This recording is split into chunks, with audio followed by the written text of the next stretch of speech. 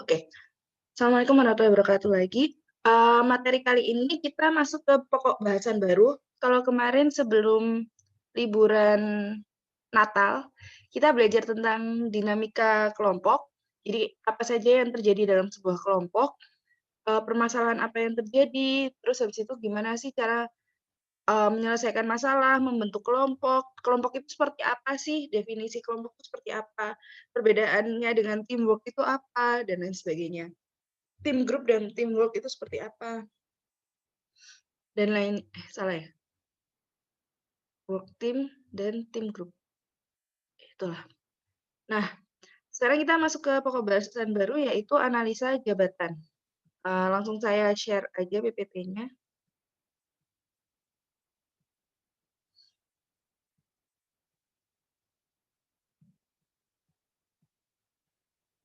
Ih, ketahuan bajakan. Oke, kita masuk ke materi analisa jabatan. Nah, ada sekumpulan orang dalam sebuah organisasi. Nah, sekumpulan orang ini kan nggak mungkin ya tidak dibagi dalam beberapa apa ya istilahnya, tidak dibagi dalam beberapa posisi atau jabatan atau tugasnya dibagi. Kayak nggak mungkin ada dalam satu organisasi itu ada 20 orang terus ya udah, nggak ada pembagian tugas, nggak ada apapun. Kan akhirnya serampangan ya kerjanya. Kerjanya serampangan, tidak terorganisir, terus akhirnya tumpang tindih. Kayak harusnya ada 10 tujuan, ada 10 orang, berarti kan masing-masing tujuan tuh kalau dibagi satu orang satu tujuan kan.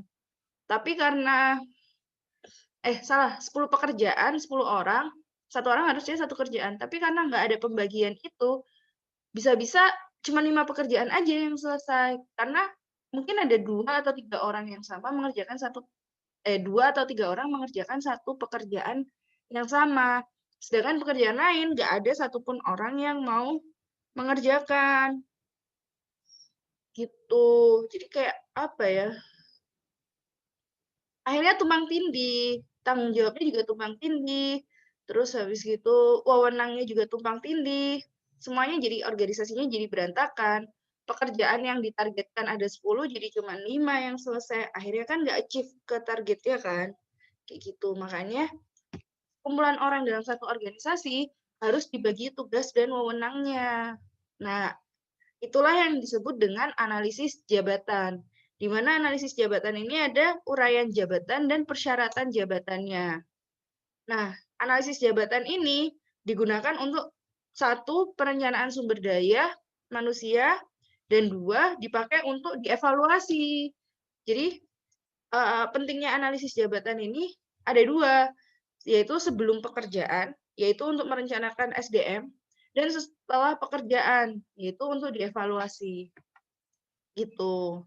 Jadi posisinya ada di sini ya, analisis jabatan. Jadi digunakan untuk perencanaan sumber daya manusia, lalu kan akhirnya tahu kan rekrutmen, seleksi, penempatan, untuk jabatan seperti ini dibutuhkan rekrutmen, apa namanya, job description dan apa, spesifikasi. Kan kalian kalau ngelihat lowongan kerja ada spesifikasinya ya, kayak misal, lulusan S1, jurusan ini, jurusan TI, statistik, bla bla bla bla. Terus habis itu minimal mungkin ada minimal akreditasi kampus kalau PNS ya, atau apa namanya, misal, English fluent, jadi lancar berbahasa Inggris dan lain sebagainya. Banyak kan job spesifikasi dalam sebuah lowongan kerja.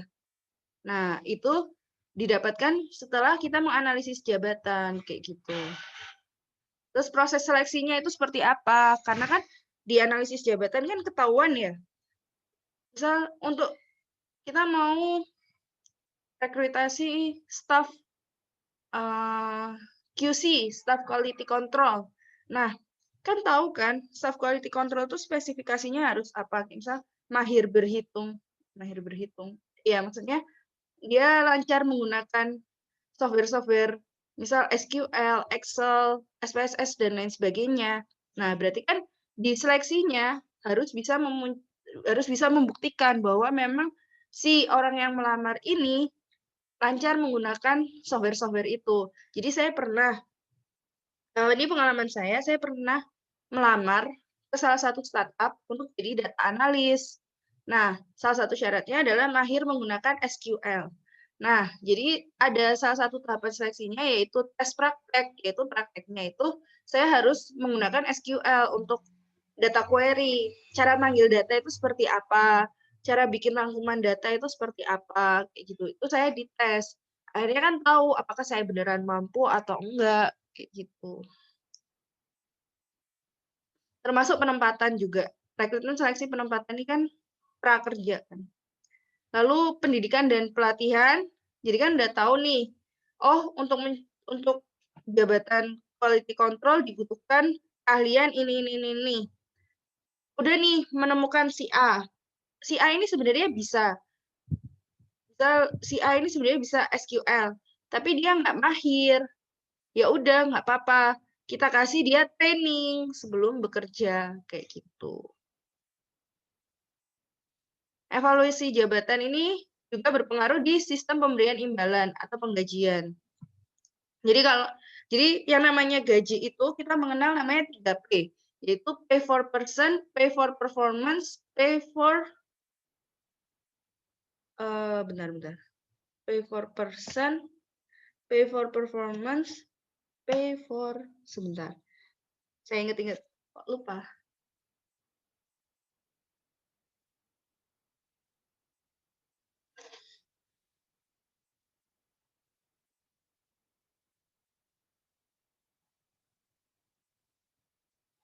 Pay for position, pay for person, pay for performance.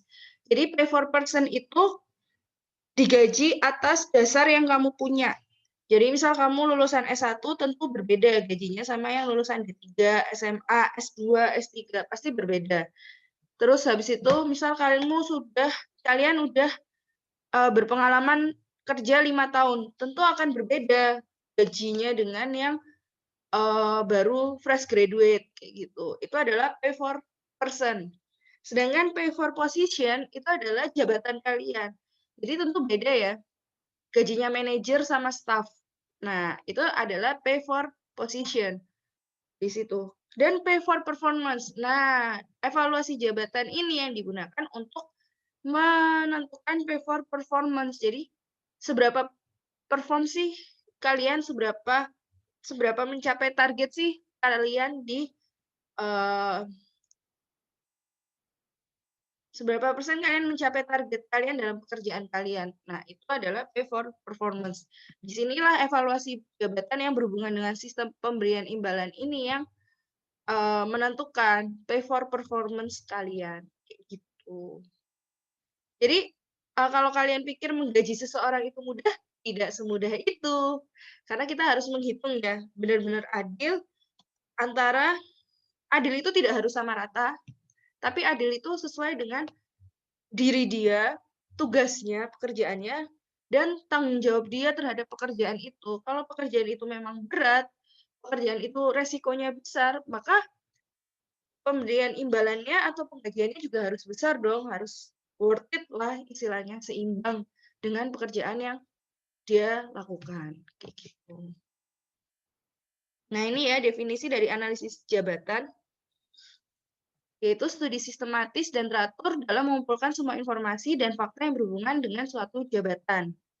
Lalu ada juga yang mengartikan bahwa analisis jabatan adalah suatu kegiatan untuk mencatat, mempelajari, dan menyimpulkan keterangan atau fakta yang berhubungan dengan masing-masing jabatan secara sistematis dan teratur. Yang berikutnya adalah metode untuk mendeskripsikan pekerjaan dan atribut lain yang diperlukan oleh seseorang untuk melaksanakan pekerjaan tersebut.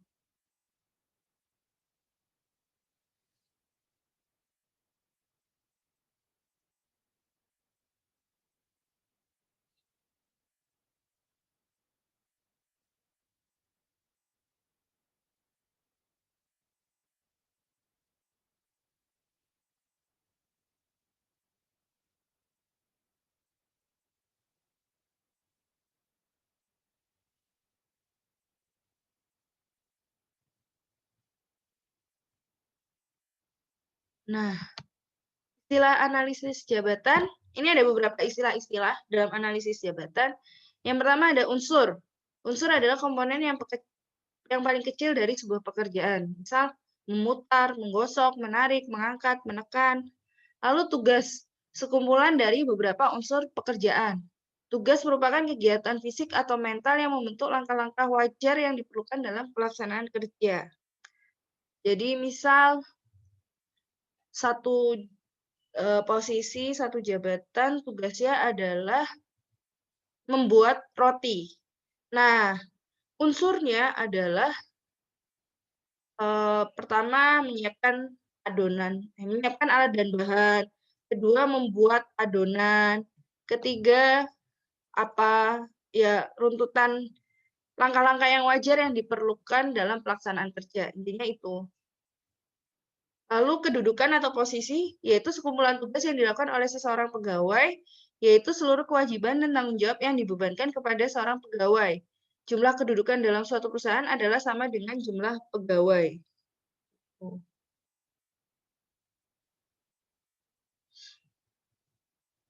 Pekerjaan, yaitu sekumpulan kedudukan yang memiliki persamaan kewajiban atau tugas-tugas pokok. Jabatan adalah sekumpulan pekerjaan yang berisi tugas-tugas yang sama atau berhubungan satu dengan yang lain, dan untuk pelaksanaannya diperlukan keterampilan, pengetahuan, kecakapan, dan kemampuan yang sama, meskipun di berbagai tempat. Lalu nama jabatan tidak ada keseragaman istilah, nama jabatan sama tapi tugas berbeda, dan nama jabatan berbeda tapi tugas sama. Jadi, ini bingung. Nama jabatan itu tidak boleh ada keseragaman istilah. Nggak boleh ada nama jabatan yang sama tapi tugas berbeda, atau nama jabatan yang berbeda tapi tugasnya sama. Ini yang menyebabkan tadi pekerjaan itu tumpang tindih. Jadi jangan sampai ada nama jabatan staf ahli, gitu doang. Tapi tugasnya beda, ada yang staf ahli QC, ada yang staf ahli produksi. Lebih baik nama jabatannya itu jelas, kayak staf ahli bagian QC, staf ahli bagian produksi, karena jelas mereka jabatan yang berbeda dan tugasnya juga berbeda. Gitu.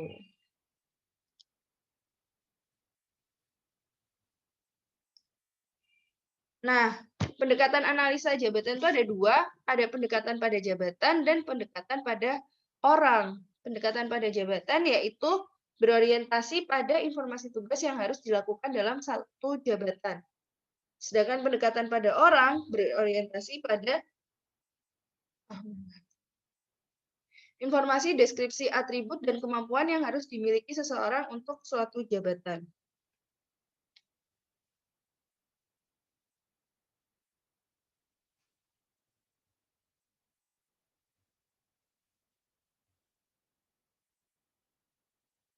Nah, atribut yang dianalisis dalam analisis jabatan ada yang pertama knowledge, jadi pengetahuan, apa yang orang tersebut tahu. Lalu skill, jadi bagaimana orang itu tahu, apa yang orang itu tahu untuk melakukan sebuah pekerjaan. Lalu ketiga adalah ability, yaitu kapasitas seseorang untuk melakukan pekerjaan itu. Dan yang terakhir adalah ada personal, yaitu karakteristik. Karakteristik dari orang tersebut. Karakteristik itu misal, apakah dia jujur, integritas, apakah dia mungkin hal-hal yang jelek kayak suka korupsi atau apa, kayak bermalas-malasan, atau dia adalah orang yang rajin, kayak gitu. Jadi lebih ke karakter individunya ya. Nah, ini adalah tujuan dari analisa jabatan. Yang pertama, pengembangan karir dan aspek legal. Yang kedua, penilaian kinerja, rekrutmen, dan seleksi. Yang ketiga adalah pelatihan dan penetapan gaji. Dan yang terakhir adalah klasifikasi jabatan. Nah, sumber informasi yang bisa kalian dapatkan untuk melakukan analisis jabatan, pekerjaan itu sendiri dan logbook. Jadi kan mungkin di beberapa tempat semua pegawai wajib mengisi logbook. Nah, dari situ kan kalian bisa lihat kan kinerja. Lalu karyawan yang bersangkutan dengan metode wawancara misal, lalu orang yang pernah mengerjakan pekerjaan, dan atasan langsung. Nah, ini informasi yang diperlukan. Jadi kayak apa yang dilakukan oleh karyawan pada jabatan tersebut, apa wewenang dan tanggung jawab pada jabatan tersebut, mengapa pekerjaan harus dilakukan, bagaimana cara melakukannya, alat dan bahan yang digunakan dalam melaksanakan pekerjaan, besarnya gaji upah dan lama jam kerja, pendidikan, pengalaman, dan latihan yang dibutuhkan, keterampilan, sikap, dan kemampuan yang diperlukan, dan kondisi kerja. Ini cara memperoleh informasi. Yang pertama, melakukan pekerjaan tersebut. Jelas ya, kalau kalian melakukan pekerjaan tersebut, kalian jadi tahu, oh, jabatan ini pekerjaannya A, itu ternyata beratnya sekian. Lalu kuesioner kepada pemegang jabatan, kalian juga bisa wawancara langsung, kalian bisa melakukan observasi atau pengamatan terhadap orang yang melakukan, atau pengamatan pada pelaksanaan pekerjaan atau logbook. Lalu kalian juga bisa wawancara ke pihak ahli dalam pekerjaan itu. Ini informasi yang diperlukan, nama jabatan, lokasi kerja, range gaji, hubungan kerja dan posisi dalam organisasi, tugas, wewenang dan tanggung jawab, peralatan dan bahan, kondisi lingkungan tempat kerja dan risiko kerja, persyaratan fisik, mental, pengetahuan, dan pendidikan. Nah, peran analisis jabatan tadi udah ya, sama dengan ini tujuannya, rekrutmen, seleksi, dan penempatan tenaga kerja, menentukan gaji, merancang jalur karir, menetapkan beban kerja yang adil, dan merancang program pendidikan dan pelatihan. Jadi jangan sampai ketika kalian jadi SDM atau kalian jadi owner sebuah perusahaan, terus kalian membiarkan karyawannya kerja, nggak bisa gitu. Dia nanti nggak akan punya skill. Yang perlu kalian lakukan, kalian harus mendevelop, mengembangkan si karyawan kalian. Dengan cara apa? Ya kalian kasih training-training kayak gitu. Nah, fungsi lain dari training untuk meningkatkan skill itu juga untuk meningkatkan loyalitas karyawan ke perusahaan. Kenapa? Dia pasti mikir dong, ih aku udah dikasih training ini. Gaji juga masih worth it lah dan cukup untuk kehidupan. Kenapa aku harus pindah? Di perusahaan lain belum tentu loh mendukung aku untuk berkembang dengan ngasih training-training kayak gitu. Itulah pentingnya.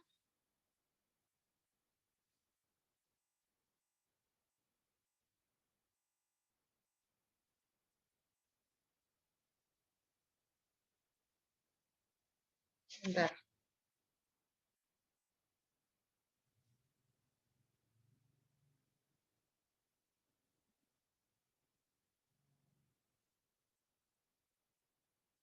Itulah pentingnya training-training untuk karyawan. Jadi bukan hanya untuk kalau karyawan kalian itu skill-nya meningkat, kan yang untung kalian juga ya. Jadi bukan hanya untuk meningkatkan skill karyawan, tapi juga untuk meningkatkan loyalitas kayak gitu. Kalau kalian nanti ngambil mata kuliah pilihan manajemen sumber daya manusia, kalian akan tahu gimana sih lebih detail, gimana sih cara merekrut, gimana sih cara membuat proses seleksi. Jadi kalau kalian nanti ngelamar kerja, terus proses seleksinya panjang gitu, misalnya kayak BUMN, itu kan proses seleksinya lumayan panjang ya.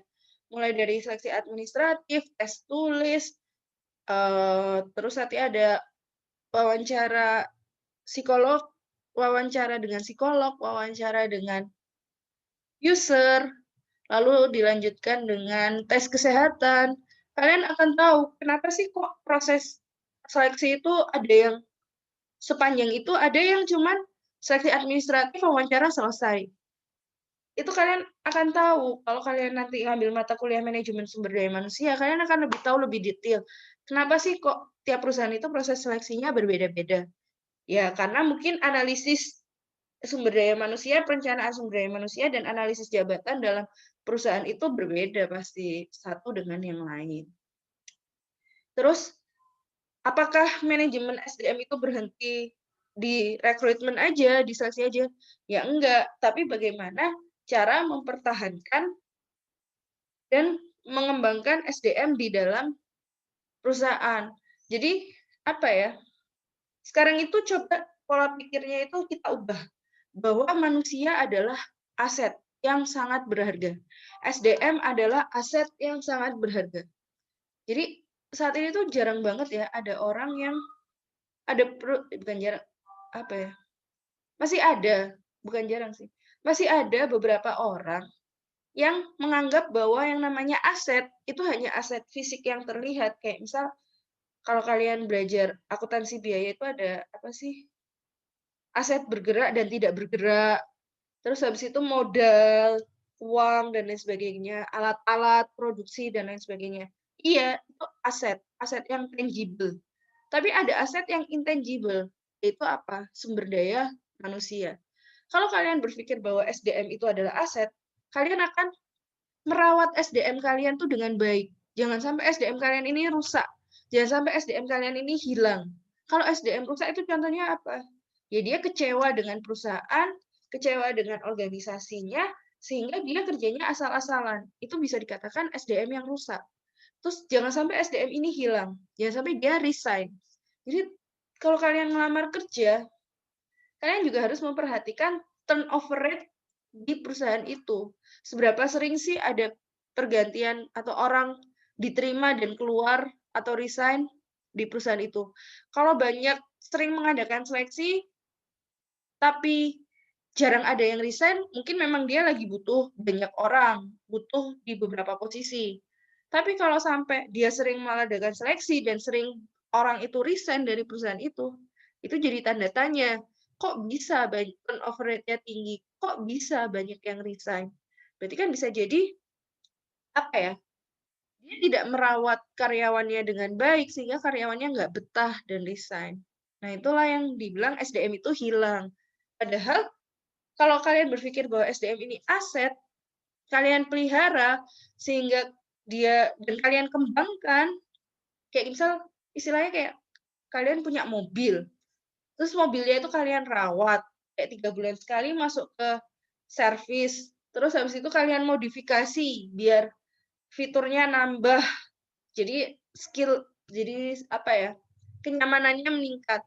Ya sama, SDM juga gitu. Kalau kalian berpikir SDM ini aset, kalian kembangkan, kalian modifikasi si SDM ini, kalian kasih training-training, skill-nya nambah, otomatis loyalitasnya juga nambah karena dia puas dengan perusahaan, puas dengan organisasi. Maka yang diuntungkan siapa? Perusahaan lagi kan.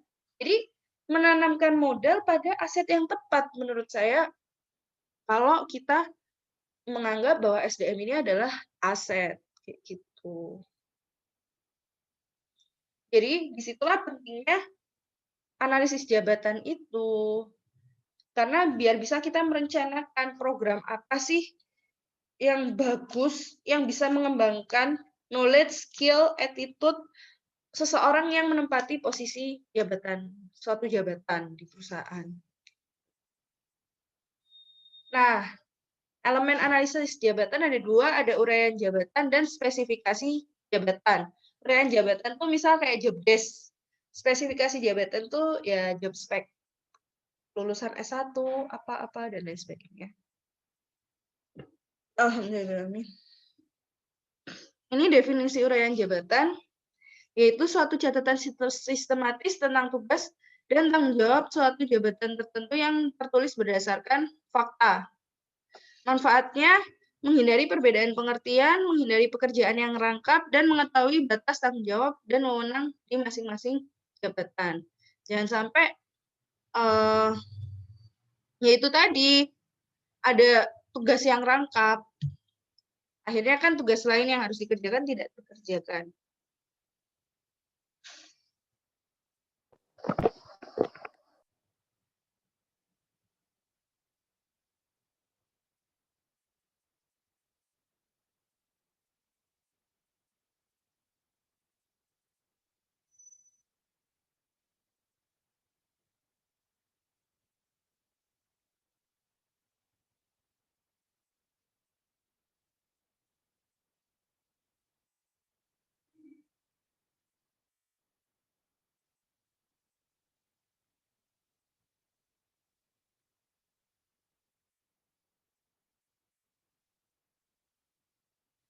Nah, ini informasi uraian jabatan yang diperlukan yaitu ada identifikasi jabatan, nama jabatan, bagian, kode jabatan, ikhtisar jabatan, lalu tugas, pengawasan, hubungan dengan jabatan lain, baik hubungan vertikal maupun horizontal. Vertikal itu maksudnya atasan bawahan, horizontal itu maksudnya yang setara. Lalu mesin, alat, dan bahan yang digunakan, dan kondisi kerja, kondisi lingkungan kerja. Nah, ini job spec atau persyaratan jabatan, definisinya adalah persyaratan minimal yang harus dipenuhi oleh orang yang akan menduduki suatu jabatan agar dapat melaksanakan tugas yang dibebankan kepadanya dengan baik. Elemennya ada persyaratan pendidikan, latihan, dan pengalaman kerja, persyaratan pengetahuan dan keterampilan, persyaratan fisik dan mental, persyaratan umur, dan jenis kelamin. Gitu. Jadi kalau kalian melihat loker, selain job deskripsi, kalian akan melihat ada job spesifikasi. Kayak misal lulusan S1 dengan pengalaman kerja 5 tahun, minimal 5 tahun, terus umur di bawah, umur maksimal 35, jenis kelamin, ya mungkin beberapa posisi ada yang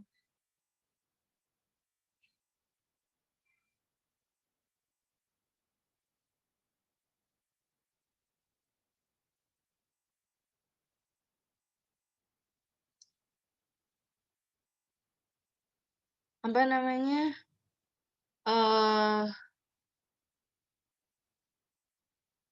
beberapa posisi mungkin hanya menerima laki-laki atau hanya menerima perempuan, kayak gitu. Dan lain sebagainya. Persyaratan pengetahuan dan keterampilan ya yang seperti saya ceritakan tadi, kayak misal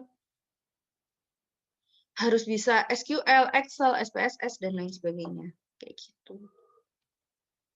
Nah, yang terakhir ada evaluasi jabatan. Definisinya yaitu suatu proses yang sistematis dan teratur dalam menentukan nilai suatu jabatan relatif terhadap jabatan lain yang ada dalam perusahaan. Prosesnya mengumpulkan informasi tentang jabatan atau analisis jabatan dan menetapkan nilai relatif masing-masing jabatan. Kalau kalian lihat di slide 1 tadi, salah satu fungsi dari analisis jabatan adalah untuk evaluasi. Kayak gitu. Nah, ini langkah evaluasi jabatan.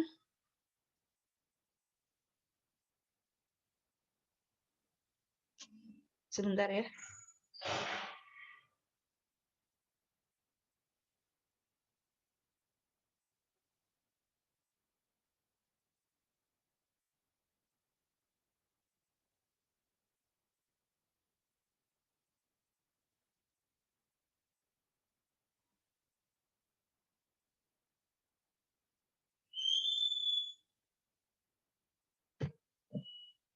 Langkah evaluasi jabatan yang pertama, diskusi panel untuk menentukan faktor kompensasi suatu jabatan.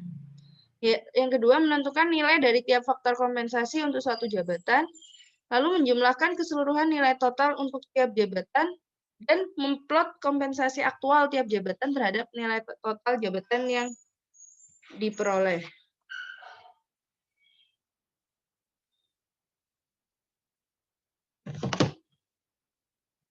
Bentar ya.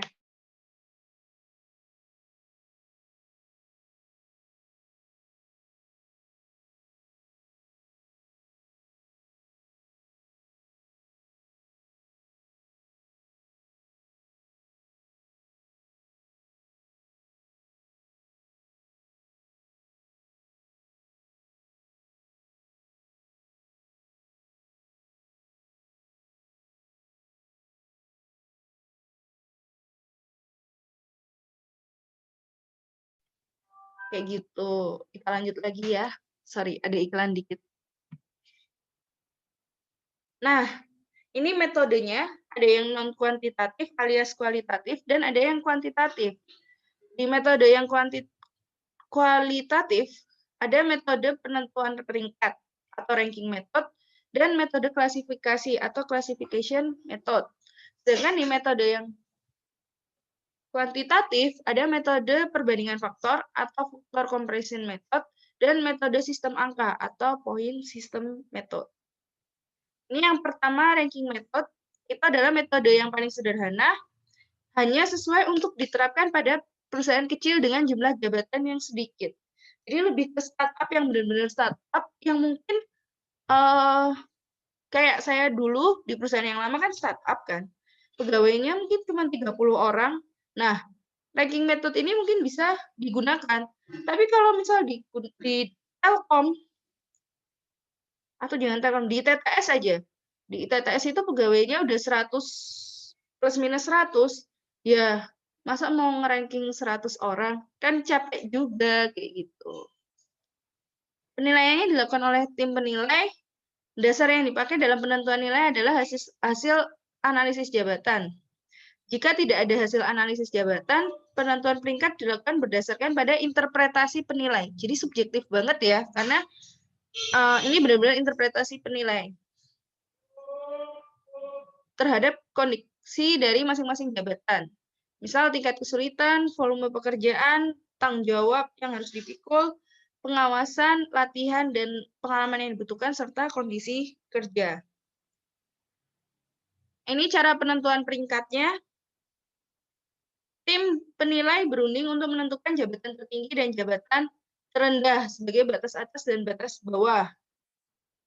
Jabatan-jabatan lain kemudian dinilai dan ditempatkan di antara dua batas tersebut. Lalu dilakukan pembandingan secara berpasangan.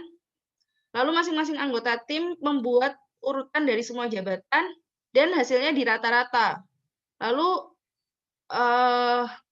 bisa juga menggunakan organigram sebagai acuan penentuan jabatan tertinggi dan jabatan terendah. Nah, ini kelebihan dari ranking method, sederhana, cepat, murah, sedangkan kelemahannya alasan penilaian nggak jelas. Hasil penilaian kurang akurat, subjektif. Tadi udah saya lihat, saya bilang kan, karena dia jika tidak ada hasil analisis jabatan, dilakukan pada interpretasi penilai. Jadi subjektif banget ya, berdasarkan apa kata si penilainya tadi. Dan sulit untuk dilakukan pada organisasi besar dengan jumlah jabatan yang banyak.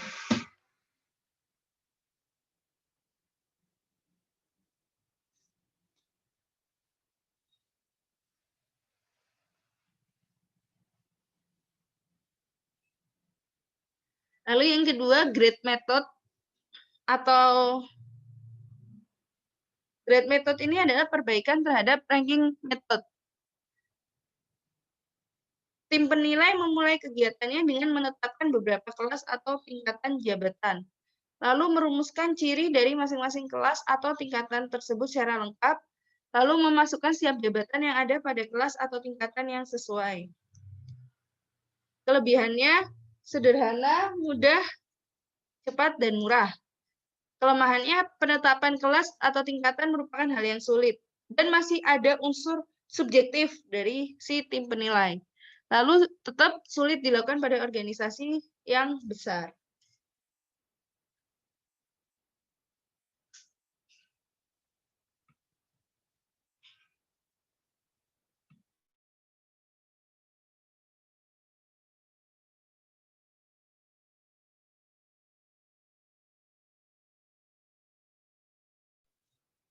Lalu ini yang kedua, lalu ini yang pertama dari metode yang kuantitatif, yaitu faktor comparison method. Yaitu metode kuantitatif karena sudah berusaha untuk memberikan nilai kuantitatif pada masing-masing jabatan, bukan hanya sekedar peringkat atau kelas.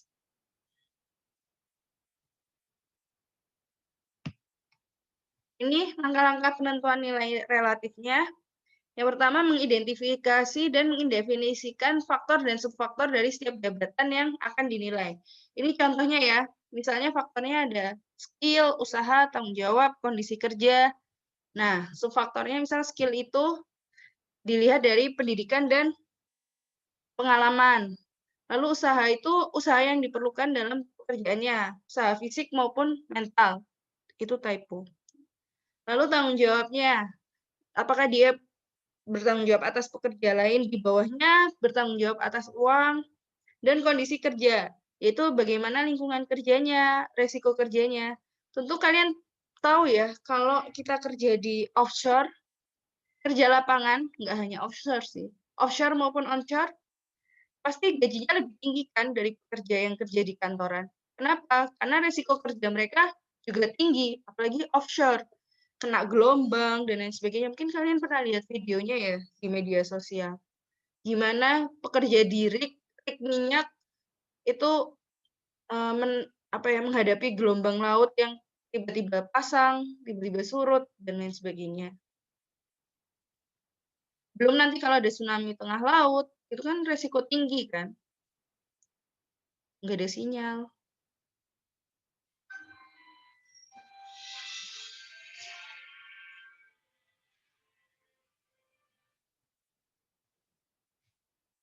Lalu langkah berikutnya, memilih beberapa jabatan sebagai jabatan kunci atau key job.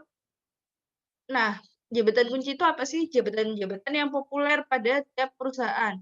Upahnya dianggap telah sesuai dan terdefinisi jelas tugas-tugasnya. Lalu tim penilai melakukan penilaian terhadap faktor atau subfaktor dari jabatan-jabatan kunci tadi dan menyusunnya berdasarkan peringkat. Misal jabatan kunci A, misal ya ini manajer SDM, manajer keuangan, manajer logistik. Ini kan yang udah pasti ada dalam sebuah perusahaan kan biasanya. Dan sudah jelas tugas-tugasnya itu apa, wewenang dan tanggung jawabnya itu seperti apa. Nah, nanti jabatan-jabatan lain dibandingkan dengan si jabatan kunci ini. Ini lalu berikutnya menyusun alokasi tingkat upah yang sesuai untuk setiap faktor dalam jabatan kunci tadi. Sehingga ketahuan kan nilai jabatan kunci dari masing-masing. Penilaian terhadap jabatan-jabatan yang lain dapat dilakukan dengan cara membandingkan terhadap faktor dari jabatan kunci. Ini masih ada unsur subjektifnya, tapi sudah mulai berkurang, sudah mulai diminimalisir. Nah, metode yang terakhir ini, point system method, ini yang dianggap metode yang paling kuantitatif dan sangat kecil unsur subjektifnya. Semuanya dihitung, dikuantifikasi dalam angka. Jadi metode penilaian jabatan yang paling banyak dipakai oleh perusahaan-perusahaan dan yang dianggap paling teliti dan akurat. Walaupun pelaksanaannya sangat rumit. Yang pertama langkah-langkahnya, memilih faktor dan subfaktor jabatan, yaitu unsur-unsur jabatan yang dianggap perlu dibayar oleh perusahaan. Misal, ketampanan wajah bukanlah faktor yang perlu dinilai atau dibayar oleh perusahaan bagi jabatan sales. Tapi yang perlu diperhatikan, banyaknya faktor yang digunakan bervariasi tergantung kondisi perusahaan. Bagi pekerja langsung atau tidak langsung, untuk tingkatan manajemen atau pelaksana, faktornya juga pasti berbeda. Dan pemilihan faktor ini dilakukan oleh tim penilai. Ini langkah-langkahnya. Oh, masih nyambung ya. Contoh faktor penilaian, ada pendidikan, keterampilan, usaha, tanggung jawab, dan kondisi kerja. Lalu, langkah kedua, menyusun definisi dan derajat dari masing-masing faktor dan subfaktor. Definisi faktor dan subfaktor yang dibuat harus jelas, mudah dimengerti, dan tidak mempunyai arti ganda. Derajat faktor juga harus dirumuskan dengan jelas dan tidak tumpang tindih. Jumlah derajat diusahakan minimum dengan syarat dapat membedakan secara adil setiap jabatan yang dinilai. Langkah ketiga, menentukan bobot relatif dari masing-masing faktor dan subfaktor. Dibuat berdasarkan kesepakatan antara anggota tim penilai dan pimpinan perusahaan. Nah, di sini memang masih ada unsur subjektifnya ya, dalam penentuan bobot ini, tapi sudah mulai diminimalisir banget, nggak kayak yang metode ranking yang sangat subjektif tadi. Lalu langkah keempat, menentukan nilai angka untuk setiap faktor atau subfaktor dengan urut-urutan langkah sebagai berikut. Menentukan nilai maksimum dari keseluruhan nilai yang akan digunakan, menentukan nilai masing-masing faktor atau subfaktor dengan cara mengalihkan bobot tadi dengan nilai maksimum, lalu menentukan nilai untuk masing-masing derajat. Langkah terakhir yaitu menghitung nilai dari setiap jabatan. Nah, misal, ini contoh point system method, misal di jabatan A, di suatu jabatan lah. Nilai maksimumnya adalah 10.000. Terus kalian ada 5 nih faktornya. Ada pendidikan, skill, usaha, tanggung jawab, dan kondisi kerja. Lalu kalian bobotin masing-masing, ditentukan bobotnya. Misal untuk pendidikan bobotnya 25, skill 20, usaha 20, tanggung jawab 25, ini 10. Ini kalau di total harusnya 100% sih. Ini misal dalam persen. Nah, nilai maksimumnya adalah bobot dikali nilai maksimum. Misal nilai maksimumnya adalah 10.000. Kalian juga bisa menentukan bahwa nilai maksimum adalah 20.000. Kalau misal pendidikan bobotnya 25%, nilai maksimum yang kalian tentukan adalah 20.000, maka nilai maksimum untuk faktor pendidikan adalah 25% kali 20.000, yaitu 5.000. Kayak gitu. Ya. Kalau ini kan 25% dari 10.000, 2.500, 2.000, 2.000, 1.000. Lalu kalian definisikan subfaktornya. Misal pendidikan dibagi dua, ada pendidikan formal dan non-formal atau kursus. Skill ada fisik mental, usaha fisik mental, tanggung jawab terhadap uang, terhadap bahan, kondisi kerja, lingkungan kerja, misal ada juga resiko kerja. Nah, BSF adalah bobot subfaktor. Misal untuk pendidikan formal itu 75%, kursus 25%. Ini untuk subfaktor, kalau di total sesama subfaktor dalam satu faktor harus 100%. Nah, ini 75, 25, 40, 60, 50, 50, 70, 30, 100. Nah, ini kan misal derajatnya ini nggak harus 5 sih. Misal kalian bagi 7 juga nggak apa-apa. Kalian bagi 8 nggak apa-apa. Tapi sebagian besar sih 5. Dan biasanya derajat atau skala Likert ini itu ganjil, bukan genap. Jarang-jarang sih ada yang genap. Biasanya sih ganjil.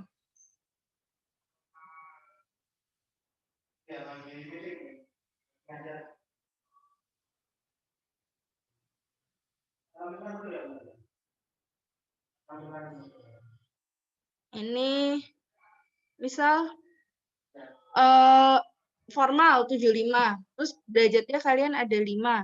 Maka masing-masing derajat ini tinggal 75 bagi 5, itu 15. Maka ini 15% dari nilai maksimum 2.500. Ini yang derajat kedua 15 tambah 15, 30%. Ini 45, 60, 75. Sama ini 25 juga dibagi 5. Ini 5%-nya 10%, 15, 20, 25 dari 2.500 dari nilai maksimum. Ke bawah juga sama sih. Dan penentuan derajat, penentuan nilai maksimum, penentuan bobot itu ada unsur subjektif memang, tapi ya sudah mulai sangat diminimalkan kayak gitu. Sampai sini ada pertanyaan? Karena udah selesai sih ini materinya.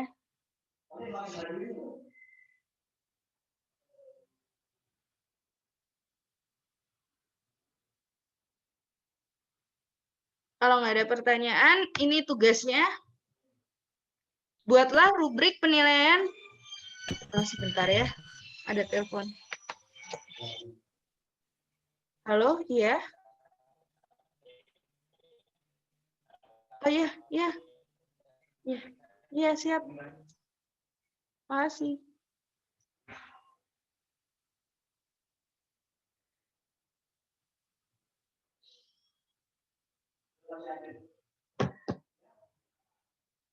Ada chat? Oke. Ini tugasnya, buatlah rubrik penilaian poin sistem metode pada 3 jabatan pada organisasi mahasiswa yang kalian ikuti. Jangan lupa tuliskan juga nama jabatannya. Misal Presiden BEM, kayak gitu. Jelaskan juga mengapa kalian memberikan poin tersebut. Bukan poin sih, lebih ke bobot masing-masing faktor dan subfaktor di masing-masing jabatan. Jadi dideskripsikan pendidikan itu subfaktornya apa aja, definisi pendidikan itu apa, definisi subfaktor itu seperti apa, dan kenapa ngasih bobot sebesar itu, kayak gitu. Tulis tangan di kertas A4 dan diupload di e-learning maksimal Selasa 12 Januari 2021 jam 23.59. Memet, nggak ada gajinya, Bu. Ya, kan bikin rubriknya aja. Kalian nggak sampai menilai Presiden BEM. Nggak. Bikin rubriknya aja dulu. Belajar, bikin rubriknya. Gitu. Oke, sekian sih materi hari ini. Kalau nggak ada pertanyaan, nggak ada pertanyaan? Ada pertanyaan?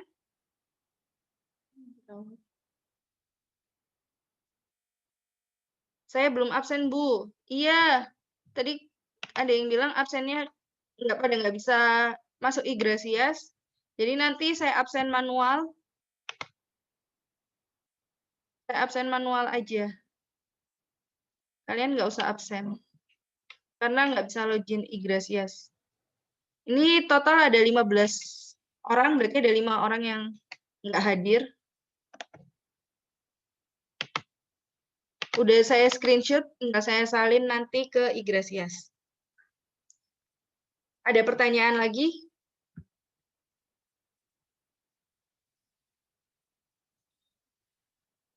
Kalau nggak ada pertanyaan, kita akhiri pertemuan kali ini. Saya stop recording dulu.